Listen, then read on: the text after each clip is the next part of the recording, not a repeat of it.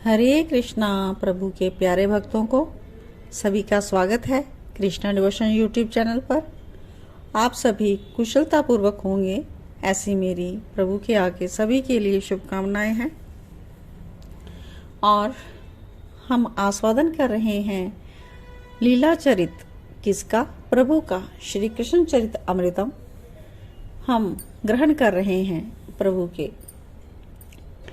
लीलाओं की कथाओं में हम रस में डूब रहे हैं और आज हम भाग 183 श्रवण करेंगे।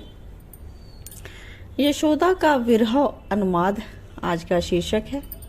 कल हमने श्री राधा और गोपियों का विरह अनुवाद श्रवण किया था और आज यशोदा का विरह अनुवाद। जोर से चिल्लाती हुई मैया यशोदा उठी, लाला ओ लाला। तो नींद से नहीं झपकी आ गई थी और झपकी में सपना भी देख लिया था। सपने में चारों ओर समुद्र है, मथुरा से राक्षस पीछे खड़े हैं। मैया का लाला भाग रहा है, भागते भागते समुद्र में कूद जाता है। समुद्र में तैरते हुए अपनी मैया यशोदा को पुकार रहा है। ये सब सपना है। मैया यशोदा लाला पुकारते ही उठ गई हैं। पसीने बह रहे हैं मैया के माथे से। पोंछती हैं वो, फिर अपने लाला को देखती हैं, छूती हैं तो वो तो बड़ी गहरी नींद में सो रहा था। बाहर ब्रजराज खड़े हैं, वो यशोदा को बुला रहे हैं। क्या हुआ यशोदा? यशोदा बाहर आई। अरे अभी तक तुमने स्नान नहीं किया? ब्रह्म मुहूर्त का समय बीत गया है। देखो मैं तो यमुना का स्नान भी कराया हूँ, अक्रूर भी स्नान कराए हैं। वो रथ को तैयार कर रहे हैं बाहर। तुम स्नान कर लो, फिर लाला को उठा दो।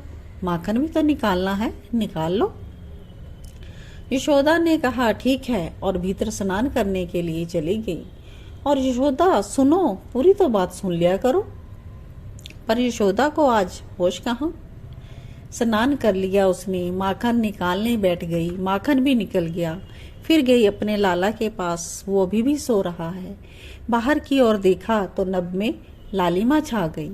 बस सूर्योदय होने ही वाला था।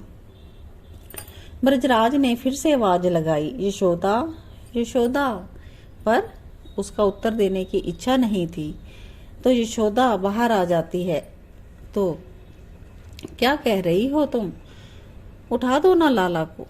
यशोदा ने ब्रजराज की ओर देखा। बड़े बड़े नेत्र उसके अश्रुओं से भरे हुए हैं, कभी भी बह सकते थे और ये जब बहेंगे तब वात्सल्य का सागर उमड़ पड़ेगा।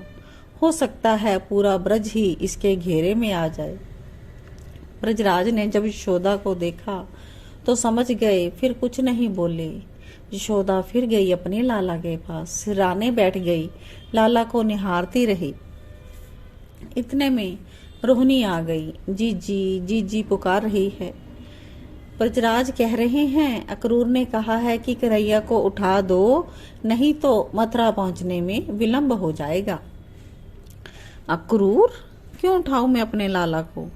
इसलिए कि तू शीघ्र जा, यहाँ से जल्दी जा मथुरा। क्यों? चीखी ब्रजरानी।